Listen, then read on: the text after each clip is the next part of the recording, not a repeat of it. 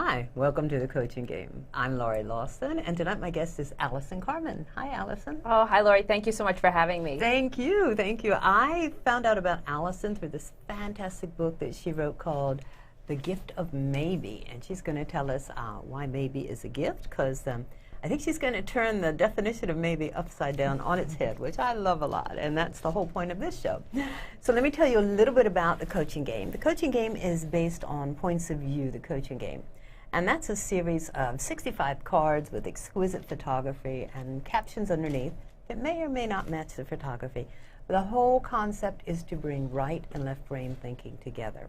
And the results are kind of amazing. You're down the trodden path, and then all of a sudden you're over here, and it's like, whoa. And that's what I love about Allison's book, because I'm not sure. I think when we're uncertain and when we don't know what to do next, we don't really see that as a gift. So we're going to find out why she says it's a gift and how she got a whole book out of it. So Allison, tell us a little bit about your background. Okay. Well, I was a stressed out lawyer in Manhattan for many years, and I did not expect this path. This path that was unexpected, I guess the gift of maybe. Yes. But through my work and through being a lawyer, I always recognized that I was addicted to certainty. If I didn't know what was going to happen next, I projected things were going to be bad or things weren't going to work out. And I think a lot of us in society have this problem. We're always so worried when things don't go exactly as we planned. We jump to the conclusion, life's not working out, I'm doomed, how will things get better? And so what we do is we write stories to make ourselves feel better. I'm going to have this amount of money in the bank when I'm 50. I'm going to have this job till I retire. My child will go to this college, and then my child will be okay. And we use these stories, and they make us feel so much better. But then the unexpected happens. We lose our job. We don't have that money. Our child doesn't get into that college, and we start to spin. And even though intellectually we know life has so many possibilities, emotionally we fail to grasp this. So in my life, in order to manage my addiction to certainty, I wrote this story as a young girl. I was going to grow up. I was going to get a job. I was going to be a lawyer at a very big firm. I was going to make a lot of money, marry this great guy. The balloons were going to come down, and everything was going to be great. And I remember it was a great story. And I actually achieved a lot of those things in my life. And one day I remember I was walking to work my first day feeling so good. And the second day of work, my office mate comes in and says, "Hey, Allison, did you hear they're firing half the first years?" And I was a first year. So all of a sudden I based so much of my life on that story, my head started to spin. How am I going to pay my rent? What are my parents going to think? What's going to happen next? And I stopped sleeping, and my immune system became compromised. And I started to go to all these doctors thinking, maybe somebody would help me. And they took all this blood work, and they found nothing wrong with me, but they gave me this little blue pill. And I said, take this blue pill and everything will be okay. But even that didn't help. Really? And my anxiety just got worse and worse and worse until one day. Let me ask you, the blue pill was an antidepressant. It's anti-anxiety medication. Viagra, but no. That might have helped me a little Maybe, bit. who knows? But we say blue pill, it we was think for, Viagra. yeah, it was definitely Okay. for anxiety. Okay. And then one day, through the midst of all this anxiety, I heard this beautiful story. And the story's in the book, so I know that you've heard it before. And it's about this farmer. And this farmer has a horse, and it runs away. And his neighbor comes by and says, "You have the worst luck." And the farmer says, "Maybe." And the next day, the horse comes back with 5 mares. And the neighbor comes by and says to the farmer, "You have the best luck." And the farmer says, "Maybe." And the next day, the farmer's son is on the horse. He falls off and breaks his leg. And the neighbor comes by and says, "You have the worst luck." And the farmer says, "Maybe." And the next day, the army comes to take his son to war, but they can't take him because his leg is broken. And the neighbor comes by and says, "You have the best luck." And the farmer says, "Maybe." And when I heard that story, I actually felt a pop in my chest. Wow. It was the first time in my life I realized that if something happens I don't like, things can change. Maybe things will get better. Maybe this is good. Maybe I could still be okay. And I started to play with this idea, and the more I played with it, the more peace I felt. And the more peace I felt, the more open I felt, the more hopeful I felt. And so my addiction to certainty kind of shifted into this openness, to this place where the unknown actually became my friend. Because that's where my life would change. If I wasn't happy today, maybe things would change tomorrow. And so it just shifted everything for me. And my life became more about possibility instead of fear. Wow. Okay, so that's a lot to grasp. It's a cool story. I like that. Maybe, maybe. I don't even know where to start. That's so fascinating. So what you're saying is that when you say you're open, it's like you're open to. Well, I think you're open to the fact that things will change. There's a saying, the only constant thing is change. Right. So, but that doesn't have to. We all, I think one of the biggest fears is change, and just because we don't know what's going to happen. So I think we all fear change, but you're saying instead of fearing it, you're kind of, are you welcoming it, or are you coping with it? What's a good word for that? Well, it's really interesting that you asked that, because people have two problems. One is, my life is really great right now, and I'm so worried that things will get bad, or things are really bad right now, and I'm so worried it'll never get better. Right. So we're always playing with these two ideas, and how do we manage that? So for me, the maybe always makes me recognize that wherever I am in this moment, I can be very present, because I know life in that change, even though I know life's going to change, whatever is in my mind at that moment, I know that change always has hope and possibilities. What people do is that they look at their life, either I'm going to get this job, or I'm going to lose this job. Right. And it's very stressful to think those are the only two things that could possibly happen to you in your life. But you forget that life has maybe. It's not just A or B. There's so much more that could happen. Yes, you could lose that job, but maybe there's another job. You could keep that job, and it could end up not working out, and there could be another job out there, or you'll have this job to retire. Life keeps changing, but there's always hope. So that's why this idea of maybe always reminds us we're not doomed, we're not stuck. Life has maybe. Maybe my thought's not true. Maybe everything's okay. Maybe things will get better. And it sounds so simple, but that one little word takes you from this cramped, stuck place in your mind and opens you to all that's possible in life. Don't you have a personal experience, like with Columbia College and something like that? NYU Law School. NYU, yeah. NYU. Maybe that would make it a little clearer. Would you mind sharing that? Yeah, sure. It's a great What story. happened is that because I was so addicted to certainty, my view was this needs to happen for my life to be okay. And I think, like I said in the beginning, a lot of us do that. So my goal was I was going to go to NYU Law School. And when I got to that place, that meant everything was going to be okay. So what we do is we bank so much on the story that we tell about our lives, about what needs to happen.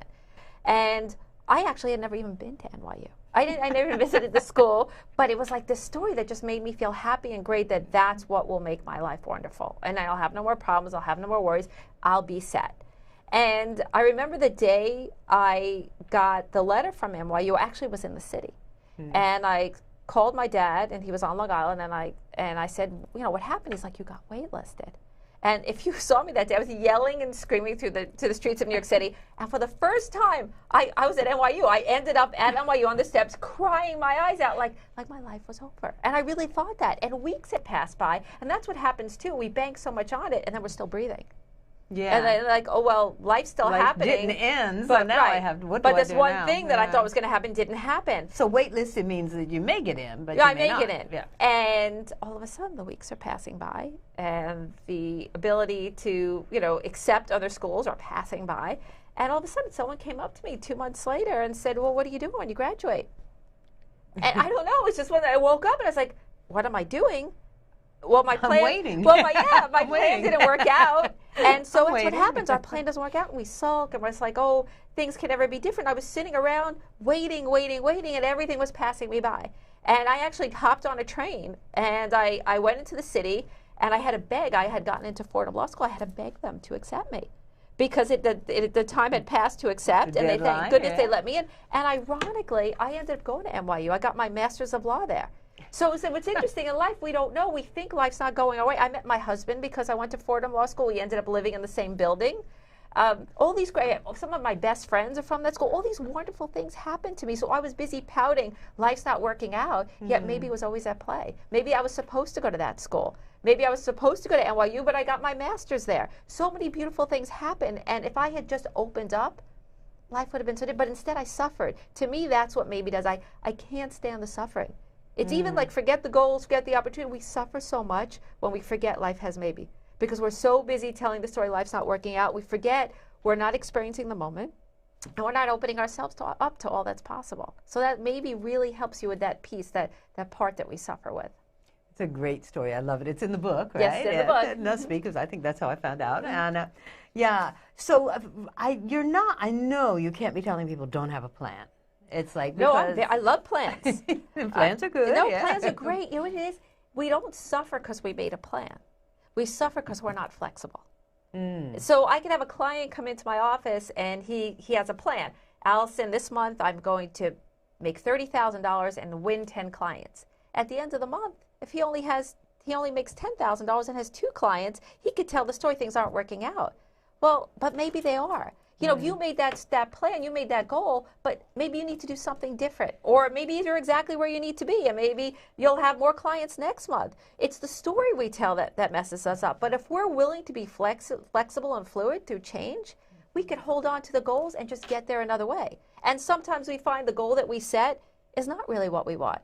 And that's okay too. Right. So I'm very into goals. I'm just into maybe because people need to be flexible, because the minute something doesn't work out, we all just shut down. And when you shut down, you're not open to everything that could possibly happen in your life. So it's about staying open, setting goals, staying open, being flexible. And maybe you could hold the hope that life will work out the way that you want it to. Well, I know that it's not uncommon for people to live someone else's story. It's like your parents tell you, oh, you have to go to college, you have to graduate, you have to be married by age 20 or whatever.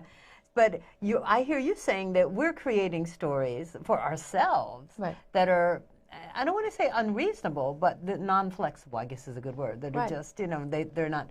So how on earth do you untrain people to do that? Because it's like, I have to constantly talk to myself, because I'm not sure I have hard and fast goals right now. It's like I'm just really having a good time doing what I'm doing, but it's like, shouldn't I be over here? And shouldn't I be over here? And it's like, just But maybe you're exactly where you need to be. Exactly. It depends on the type of person you are. There are people that I work with that do very well with the flow.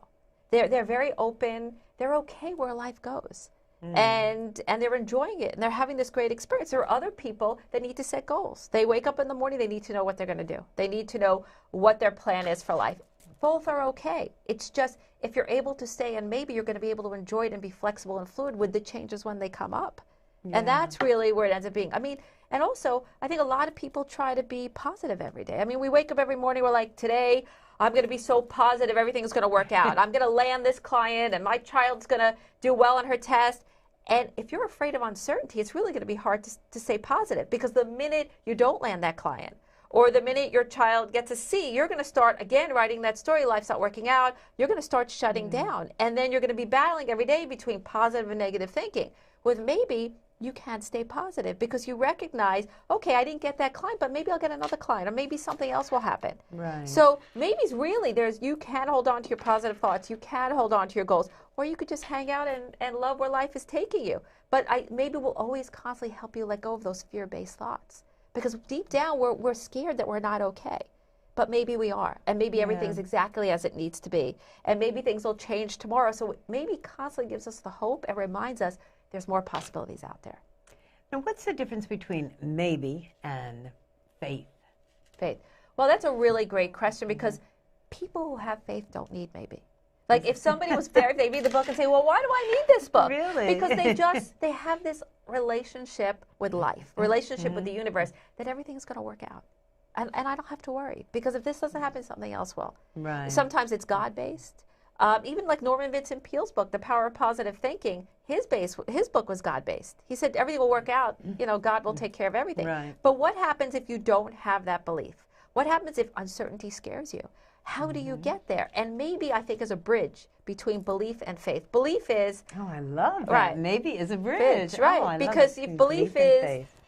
This, again, the story, this needs to happen for me to be okay. Faith is, whatever happens, I'll be okay. But maybe bridges that, because when something happens we don't like, when we recognize maybe everything is still okay, then all of a sudden we cross the bridge and we're in this area of faith. It might be a cognitive faith, but you're hanging out in the unknown. You're saying, everything is okay. I can enjoy this moment because I recognize life changes. And over time, I have clients that have gone past maybe, and they actually have cultivated faith through this practice of maybe. Wow. Right? Really? Because you're hanging out in this, you really are hanging out in uncertainty. And people who hang out in uncertainty often have faith. So if maybe allows you to hang out in this new place where the unknown's not scaring you, because you recognize that's where all the goodies are, you're going to cultivate more faith over time. I feel I have more faith than I ever have. I use maybe every day. Every single day. Beware of the woman who wrote the book. Every single day I use maybe. But there are certain things that don't bother me anymore, because I see that life has an ebb and flow, and I could be with it more and stay with more hope and possibility. Yeah, I have a tendency to think, okay, whatever is now is permanent. And I know better than that. My life has been nothing but chaos and change, since age 10, I think.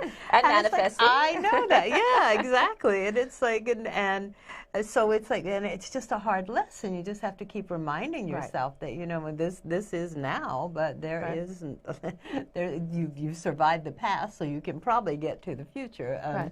I love the idea of maybe being a bridge, though. You say that you work with companies. Do you? I can't imagine a company buying into maybe. I work with entrepreneurs. Okay. So, and they own companies. It's a very entrepreneurial type, because a lot of business owners, there's a lot of uncertainty when you own your own business. I work with a lot of parents, a lot of artists, places where, when you have a small business, you wake up, you have no idea what's going to happen. You have every client is very meaningful, every marketing decision you make, every financial decision you make, and you're always out there hanging a little bit in the wind. But with maybe, you kind of feel like it's okay. It's all right. I know it's going to change, even when my sales are down. And after the '08 crash, that's when maybe really took off, because before then, maybe was my own self-practice. I had left the law. I was doing business consulting. I was not planning on sharing this with anybody. This was for me. I was less stressed. I was less worried. No matter what happened, I recognized life had maybe. I was more present. I was more open. And one day I was on the phone with a client after the '08 crash, and he has this beautiful story. He had this beautiful store in Manhattan. And I went to visit him. He hadn't paid his rent in 3 months. Sales were horrible. He had no money. He was getting kicked out of his apartment. And no matter how many times we went over his finances, his marketing, it didn't matter. The uncertainty of the situation was so overwhelming that I shared with him the farmer story. And all of a sudden, I saw he had like this shift. And I looked at him and said, life has maybe. And he went home that night, and we had all these discussions, and that was the piece he came back with the next day. And I realized I need to share this with people, because people don't realize that life has hardships. Sometimes things don't work out the way that we plan. We might get sick, something happens with our child, we could lose our job, and we think it could never be better. But when you know life has maybe, you could sit in the moment, whatever is happening, get the most out of it. Maybe says, what's still possible in this moment? It allows us to know there's hope, to know there's change, to know there's possibility, to be present and just be open to what life has to offer. It's one little word, but I promise you, it shifts everything. It really does. Yeah, well, you've given such great examples of how it can do that on a personal level and on, on a level for your client. And that's interesting, because if you're an entrepreneur, at some point you have to be a neophyte entrepreneur. You haven't done it before, but I'm going to do this. And so you really are in the land of maybe. It's like, maybe this will work, and I'm hoping, and here's the formula for success. How do people know when it's time to pack it in? And by that I mean, it's like, okay, maybe this is going to get better. Maybe I'm going to win the lotto. Maybe. Well, where's the reality? You're interesting you says lotto, because, and I was going to tell you a little side story. There's this fellow that I gave my book to, and he works in a garage near my building in Manhattan. And he came up to me and said, Allison, I didn't have a penny in my pocket. And so I thought maybe I'd win the lottery. So this is like my worst nightmare, right? Because I'm helping people set goals, moving forward to life. And I have this fellow who seemed to embrace maybe. And he said, Allison, I won $50. I felt a pit in my stomach, because I'm saying to myself, oh my goodness, this book is making this man a gambler. So, and then, time passed by, and a couple of weeks later, he came up to me again. He said, I love that maybe. Played again, won $200. I almost couldn't sleep that night, because all of a sudden I'm like, okay, this guy destroyed a man. He's going to the store and then playing and saying, maybe I'm going to win. And then all of a sudden, I'll see him homeless and on the street. And so the third time I saw him, I couldn't help myself. And I turned around and I said, his name was Lionel. I said, Lionel, I said, can we talk about this? And he laughed. He said, I knew that was going to bother you. He said, really? He said, I really don't play lotto that much. He said, what maybe's done for me, it makes me see when I get a flat tire, when my car is not working, but I have a bad day at work, I don't get so stuck in that moment. I realize that it'll pass. And just because this is happening, I don't have to take it so seriously. It'll always change. My life has maybe. I have hope and possibility no matter what's happened to me before. And my heart. So now, like, we have this joke. We have this joke. But no, he played lotto twice. So, no, that's not really. I always love that story. But that's really the purpose. What happens is that, we have wisdom. But fear clouds the wisdom. Yeah, that was one of the cards that you chose, is Right. fear. And it's like, and actually this whole concept was fear-driven. Which is amazing because, again, you're turning the definition of fear. Fear is like, you know, you want to avoid it, but maybe not. Yeah, I mean, maybe not because it look what it created. Well, fear is the thing that keeps us in a business that's not working. Fear is the thing that makes us give up too soon. Fear disconnects us to our intuition, our wisdom, everything we know to be true. So all maybe does is it allows us to let go of the fear. I've never found, you know when it's time to close the doors. It's the fear that doesn't let you close the doors, because if I close the doors to my business, I'm doomed. I will never have another business. I will never be able to do anything again. But when you remove that fear, you know it's time. Maybe you know it's time to close these doors and open new ones. Right, because if you're so afraid, you're just going to keep it open day after day after day, because you're so scared that when that door closes, you won't know what you're going to do next. But with this idea of maybe you could look at your business, I mean, I've had that with clients. We're able to look and say, listen, this is not working out. You know when you're unhappy, you know when you're stressed, but the fear gets you trapped in there and say, this is the only way I can live. Yeah. So maybe just allows you to live life without fear.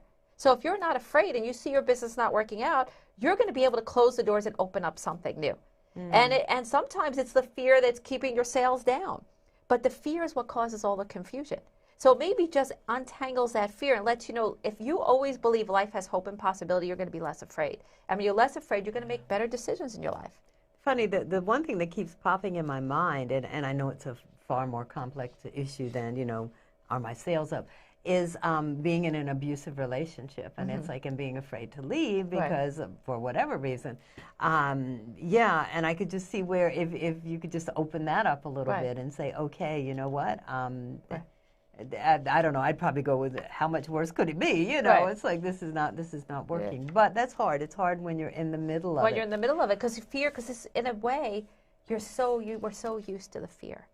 Fear is I once wrote a story called The Comfort of Chaos, and it's like, okay, I know what to do with fear. I know you know what to do with fear. It's the most comfortable shoe to put on and walk outside and just live with it. And what's interesting is too, is you think that you're making your life safe by making all these decisions based on fear. But I've had, it's interesting that I have clients who have had jobs at the biggest firms in Manhattan for 20 years thinking they're safe, and I've had entrepreneurs who have taken extreme risks. And these people, sometimes you lose your job. And then they're bewildered. And I have these other clients that have been living outside in uncertainty, taking crazy risks, and they're multimillionaires today. We don't know. We never know. And so, but when we let go of the fear, we'll always keep regenerating ourselves. It's funny because you mentioned 2008, and that's when I changed the people that I was working with, because I have an HR background, and everybody was like in fear of losing their job or lost their job or whatever. And it was like, okay, I have to help. But what I found was there was a prevalent undercurrent. It's like, well, you know what? I played by the rules. They didn't work out. So now let me do what I want to do. And it was really an awakening. And it was like, okay, the rules are gone. And I can't plan for this. So let me at least have a little bit of fun and enjoyment with what I'm doing. And so everybody goes, oh my God, 2008, the worst time in the world. And I go, it was, but then on a personal level, maybe it wasn't. Maybe a lot of people came into the land of maybe. Well, that's where my practice really kicked into gear, because people didn't know what to do, right? We had the same type of experience, because to recreate ourselves, like after a while, like, do you want your life to be interesting? Do you want to keep expanding as a human being? With maybe, I find that's what happens to all of us. We keep leaning into the unknown because we want to just have new experiences. But when we're in fear, we're just going to keep doing the same thing over and over again. And eventually, as 2008 showed us, eventually the old stops working. And then we're really stuck. And then we keep banging our head against, it's like banging your head against the wall. I mean, eventually it hurts, but we keep doing it because we don't know what else to do. Exactly. So with maybe it kind of just opens up this, it's almost like a little tiny opening for you to view, like, maybe I could do something different. Maybe there's something else out there for me. Step up out of the box. It's like a little light, just a little light. And it's not demanding it. It's not saying you have to be different. Things have to change. It's just an opening of possibility where we build more courage. And as I said, we cultivate more faith about changing our lives and being more fearless. Yeah. Well, yeah. So, what would you tell people? The other card you chose was Stuck, which is a rusty old nail. I chose the 2 worst cards in the deck. Not really. We've turned them around and made them really positive. What would you tell people? What can they do to get unstuck? What's a tiny little first step that they could do? Well, there's a great exercise that I have in the book, and what I ask people to do is I ask them to write their biggest fear down. What's your biggest fear? Okay. And often we think our biggest fear is what's actually happening in our life. Like we talked about, I lost my job. My husband left me. But really, I find the biggest fear is that we think we're not okay. We're not safe. So you might get there, you might just say, my biggest fear is I'm not going to be able to make any money. I'm not going to be able to support my family. And then you ask yourself, am I absolutely certain that's true? Most of the time, our biggest fear, if we ask, are you certain? We'll say, well, I'm not actually certain that's true. I guess something else could happen. Then you start writing maybe statements down. You start them very broad. Maybe this is good. I lost my job. Maybe things could get better. Maybe I'll be okay no matter what. And then you can make them more specific. Maybe I need to call Joan and ask her if there's an opening at her firm. Maybe I need to take a class. I guarantee anybody who's watching the show, if you do this for 20 minutes, you're going to feel a little better. For me, I always get this little pop, but you're going to realize that there's more out there. And even if you're still afraid, that fear is going to be surrounded with all these other possibilities. So you're going to feel lighter. You're going to feel open. Say, okay, this thing's happening to me. I'm very uncomfortable, but it doesn't mean that I'm doomed. It doesn't mean game over. There's other things out there for me to experience in life. And that exercise helps me every single time I do it, because we always forget. We have this habit of thinking the worst, habit of thinking things can't be different. But the minute you enter that little idea of maybe, you bring it into your mind, you realize, okay, maybe there's something out there, even if I can't see it in the moment. I love it. It's kind of like you've made fear one of the possibilities of many, you know? Right. And so you've diminished its power over you. Right, I because like you could that. throw it in a little test tube, or you could throw it in the ocean, right? And then you see so much more as possible. And as we talked before, you have so many gorgeous, beautiful cards in that game, yet I couldn't get to any of them because my life was filled with so much fear. I couldn't be grateful for the moment because I was always thinking about what was wrong. And I couldn't feel my success. I couldn't feel my joy because I just wanted to know what was going to happen next. I thought that was the ticket to my happiness. And when you realize that we're never going to know exactly what's going to happen to us, and that's really not the ticket is the moment, the presence. And you can't just go up to someone and say, be in the moment, stop. Really? It's hard for people because they're worried that they're not okay. But with maybe, you can kind of ease into the moment and realize life has a bigger perspective.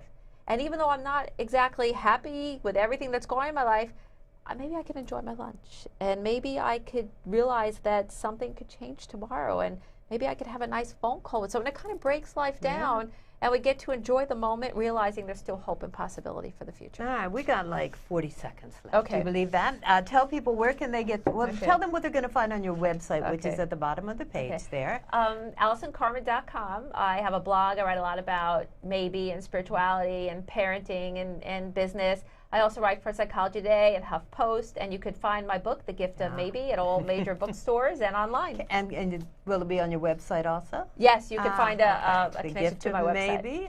Give yourself this gift. It really is revolutionary and inspiring. So, Allison, I can only thank you so much for being on the Coaching Game. What a fascinating concept, and thank you for the gift of maybe. Oh, thank you. Thank you for having me.